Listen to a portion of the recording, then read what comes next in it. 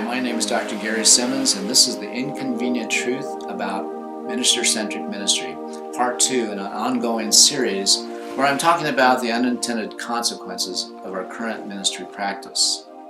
And so we'll be looking at some of the indicators that tell us that we're grounded in first-tier imperatives. In other words, we're looking outside of ourselves for a sense of our well-being and worth. We have to manage conditions and circumstances in order to be safe and okay. We have to have things be a certain way in order to feel valued and capable. And so we're needing to have a sense of moving out of that, evolving our organization as well as our community out of that sense of not enough and into an expression of who and what we've come here to be. And so we're moving out of a paradigm of separation and into a paradigm of interbeing, or a paradigm of oneness. However we describe it, we want to understand that we have to shift how we're creating our reality. Instead of it being a reactive or a response to our discomforts and what's driving us, instead we have to get connected to what is our purpose and passion and what is being called forth from within us to bring forth into this world, because that's the process by which we create a world that works for everyone, is that we're all being drawn into the necessity of expressing our essence, because expressing this not enough is not working. And so I'm going to be talking about some of the indicators that tell us we're really grounded in ministry practice that is not working. It's just not fun. If your ministry experience is not fun, then something's not working about it. So we're going to look at a couple of things. The first is Pareto's principle, the 80-20% rule. The fact of the matter is that almost universally, a small group of people provide the majority of resources for what's needed in our ministry. And so when you have a small group of people that are providing the majority of resources, then you're in many ways beholden to making sure that this group of people, these stakeholders, are happy. And that's a little sticky place to be in our relationship to really cultivating integrity with respect to our funding of our organizations. And the second indicator is that we become beholden to the culture of receivership. In other words, because our whole funding principle is all about tithe to where you're spiritually fed, our whole organizational model is all about feeding the multitudes, or about cultivating the culture of receivership, because that's what feeding the multitudes is all about. And if our funding model is all about the success of people feeling spiritually fed and their willingness to demonstrate that through the practice of tithing, if that becomes the way in which we have to fund our organizations, and if there's such a huge sense of not enough that is really undermining a person's ability to really benefit from a program of spiritual practice called tithing, it's going to be a challenge for us. And also when we look about evolving teachings, we're seeing that tithing to where we're spiritually fed is also an archaic principle. And emerging teachings are telling us that we should tithe the source. Tithe to what we want to see flourish in our life. And so when we shift how we fund our organization and don't make it about whether or not you're spiritually fed, we begin to grow the emotional maturity of our congregation. This is not about you feeling fed by your ministry. This is about empowering you to make a difference in your life and what's going on. And so we're going to teach you how to tithe as source, because that shifts your focus from being separate from your good to where you have to give to something outside of yourself in order to feel connected to something bigger than yourself. We're going to shift that to know that you're connected to everything. And in the paradigm of interbeing, your capacity to make a difference is in your ability to be source unto your own life and into the world.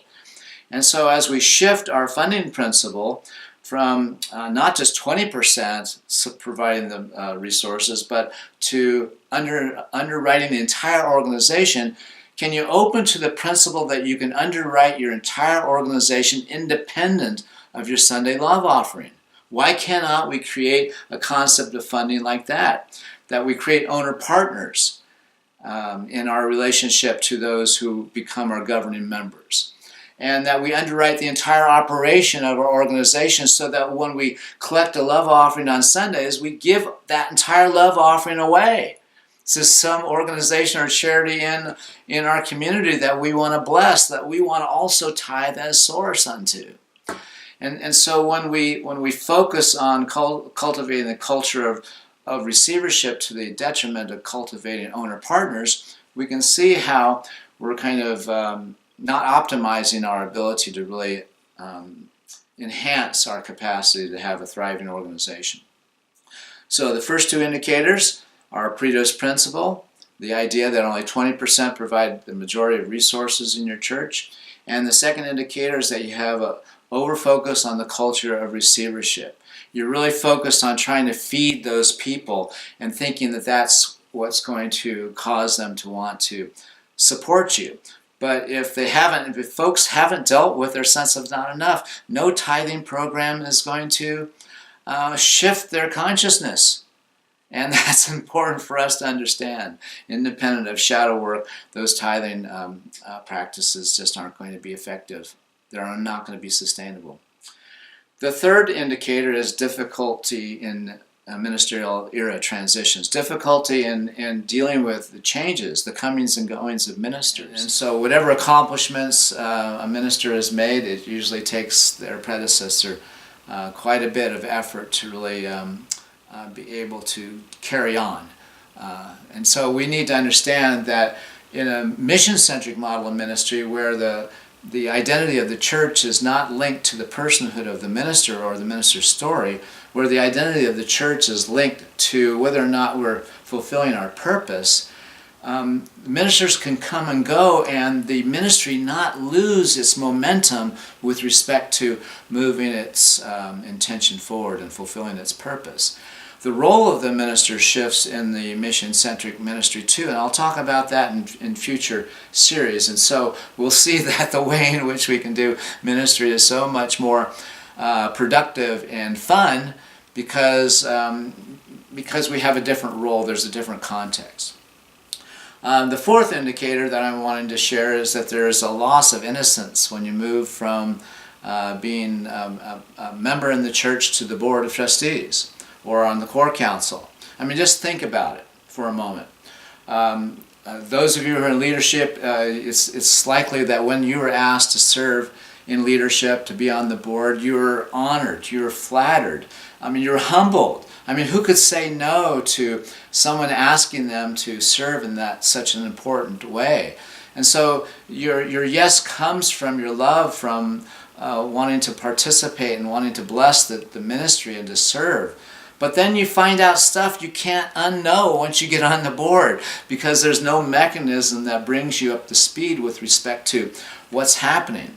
And so if you can, by virtue of your saying yes to get on the board and then find out stuff that you didn't know beforehand, what do you do with that discomfort, especially if you learn about things that are shocking to you? What if you've learned that the board is thinking about whether or not the minister is working, if that relationship has longevity, and maybe you're at a place where you really like the minister and now they're talking about wondering if the relationship is working. So the point is that absent of there being a systemic fix to the whole idea of how we bring people into leadership, how we equip them, how we train them, how we enable them, their yes is coerced. They're not saying yes because they don't have the ability to authentically say no. Because some people, once they learn about what's going on, would say, I'm sorry, I don't want to do that. And until we shift our way of recruiting leaders in our church and supporting them through training, we're going to have this problem over and over and over again. I'll say more about that later. And then the fifth indicator that I'm going to point out is what happens when we ask people to do stuff in church. We just invite them to say yes to an opportunity. In other words, another indicator is implicit roles and accountability. In other words, we imply what is needed, what is wanted, what is expected, but we don't exactly spell out what someone says yes to when they agree to serve in some important organizational or volunteer role. And so absent of explicit roles and accountabilities, where people have the opportunity to say yes or to renegotiate what is being expected, then a person is basically saying yes to something without really knowing all of the things that are expected. And if we have any sense of how drama happens in a church, we can see that it often happens because people are ill-equipped to deal with disappointment or disagreement or falling short of fulfilling people's expectations. Anyway, it cleans up a lot when we have a means by which we can show people exactly what they say yes to whenever they take on any kind of assignment or role within the ministry. And then another indicator of first tier, or the minister-centric model of ministry, are top-down operations and decision-making. So when you're in a minister-centric model of ministry, the role of the Board of Trustees oftentimes is in the context of stewardship, but that sometimes lives also as protector. In other words, as leaders, we want to minimize the stress that our community feels or any kind of concern that they might have. So consequently, we tend to make our decisions independent of a real openness or a transparency with respect to how things operate in our ministry. And it's not until there's conflict or until there's concern, especially in times of not enough, do people find there's problems with the decision-making processes in our minister-centric model of ministry. And so if we can have a more egalitarian approach to how decisions are made, and especially when we have more emotional and spiritual maturity with respect to our owner partners and the community at large that we are dependent upon, we really want to move towards both top-down and bottom-up paradigm of making choices and decisions that really affect the well-being of our organization. Another indicator is a high tolerance for dysfunction. In minister-centric ministry practice, because our tendency is to want people to feel loved and valued, we become people pleasers. We don't want to say no if we can avoid it, and we have a tendency to tolerate people's dysfunction way beyond what is really healthy. And so if we don't have a way in which we can address inappropriate or dysfunctional or victim behavior or mentality in our church, then we become a magnet for dysfunction. And healthy people won't stay in our church if we have a tendency towards drama or a tolerance for dysfunction. So keep that in mind. And along with that is a low tolerance for discomfort and change. And so if you've ever tried to initiate something new and you know that that's not without perhaps ruffling some feathers, when you have a low tolerance for discomfort and change, you have a difficult time of evolving, because part of the evolutionary process requires that we be comfortable with the discomfort for a sufficient duration as we understand where the discomfort is coming from. Almost always, organizational discomfort comes from incoherence.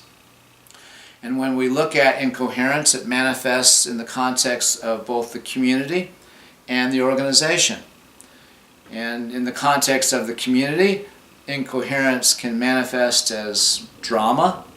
It can manifest as herding cats, this mentality that we're all autonomous beings, and we don't like organized religion, and there's a number of different ways in which we can see incoherence manifesting in the community. When there's a sense of not enough, that's a kind of incoherence with respect to the dynamic of community. Incoherence manifests itself also in the organization. A sense of not enough organizationally is problematic. Having a weak mission or not having a real organizational dynamic around the mission is another kind of incoherence. And so as we look to addressing the challenges of evolving our ministry into a more sustainable ministry practice, we're going to have to look at some of the obstacles to the evolutionary process itself. Because, as I've just mentioned, one of the indicators of first tier or of minister-centric ministry is it doesn't want to evolve. It doesn't want to change. It has an allergy against those things. It has an allergy against organizational complexity and requirements and qualifications. And those are the very things that we have to open ourselves to if we're going to evolve into greater integrity and greater accountability. And then finally, there's also an aspect of the first tier of minister-centric ministry that is driven by unconscious, unresolved issues. And so if you've had a process called Making Peace with the Past, or a genogram activity, or if you've done Healing the Past and Awakening to Your Future, or some version of looking at your story and identifying unresolved issues, you need to know that there is more work to be done than just simply acknowledging that you have unresolved issues. You have to be in the intention of really of clearly identifying what those unresolved issues are and recognizing them as the unintended consequences of the minister-centric model of ministry. So the unresolved issues and the unconscious behaviors that are happening now in your church are the unintended consequences of your ministry practice. And so we're not going to focus on trying to fix those consequences. We're going to evolve our ministry out of them. And so what we want to look at next is understanding the antidote to those very indicators that I've talked about. And so when we look at, for instance, Pareto's principle, the concept of 20% providing 80% of the resources that support our ministry, then we need to look at 100% underwriting, funding our organization through automatic giving that happens independent of the Sunday offertory. I mean, I know that's a unique concept, and until we start thinking about it and being in the question, well, how can we work towards 100% funding our organization, having a different concept of funding that is not based upon tithing to where you're spiritually fed, but based upon a kind of mature way of being with respect to what we love, and that is to own it. And so why can't we create a funding structure where our owner partners totally underwrite the entire organization? And I understand that the concept is a great one, and no one can imagine how to get there. But what if it's possible to get there? And what if I can tell you that that's what's happening here at Unity Spiritual Center in Spokane? We're moving in that direction. We will be there in 4 or 5 years. Absolutely 100% funding our entire organization through direct deposits, independent of our Sunday offertory. The next element that's an antidote to the first tier minister-centric indicators, it has to do with moving from focus on the culture of receivership to managing the receivership ownership polarity. It's a polarity to manage. You don't do one to the exclusion of the other. We have to be good at both. but we don't try to be all things to all people. We discover what we're really, really good at, and we offer that as being what we serve as being our food for thought or food for transformation. But it's not about our providing that as being our service. Our service is empowering you, not serving you. Our service is inspiring you to be able to accomplish the overcoming of your own self-imposed limitations. And so the shift is away from trying to take care of people and trying to empower them. Now it doesn't mean that there aren't times when we really focus on caregiving, because there are times when we all need that. But for the most part, we have abandoned our effort to really focus on accountability, on integrity, on maturity, on really cultivating people and trusting in their integrity and maturity to really do the right thing in the context of what it is that we're trying to co-create together. And in the context of fulfilling our mission, when our focus is on our mission instead of our ministry, it's a different funding request. The ask is different. We're not asking people to help us pay for our salaries or our building or our facilities or our program. We're asking people to help us fulfill our purpose. And for us at Unity Spiritual Center, it's transforming lives. The next element is what's different in a mission-centric model ministry is that era transitions are managed quite differently. When the minister is not the centrism of the church, when the minister is no longer the identity of the church, and when the minister's role shifts to being that of a spiritual director or as a spiritual coach, that person's job is to be a partner, a co-worker, a partner in the effort to bring the organization into its expression, into the fulfillment of its purpose.